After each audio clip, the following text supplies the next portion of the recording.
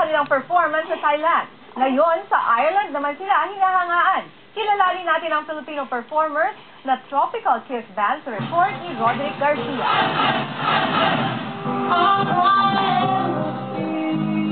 Matagal silang namayagpag sa Thailand. Hinangaan ng mga Thai at ipapangtayuhan ang kanilang live performance at uri ng pagbibigay aliw. Thai din na nagdala sa kanila dito sa Dublin para magbigay ng ligaya sa mga manonood. Well, in fairness, actually, we didn't know that they were Filipino when we were visiting in Thailand. When we actually talked to them, that we found out that they were Filipino, and their voices are just amazing. Kaya naman, hindi maiwasang ikumpara ang dalawang bansa. The cost of living here is very expensive.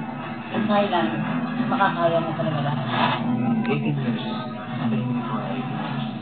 What's the difference between Thailand and mas mura sa Thailand. Mababa ang sweldo pero mura.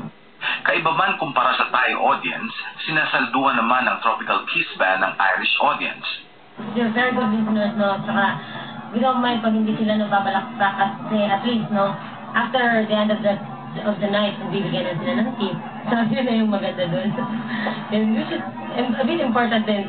Well, it is important. That's why we're here. Kontento ang may-ari ng restaurant sa performance ng bandang Pinoy.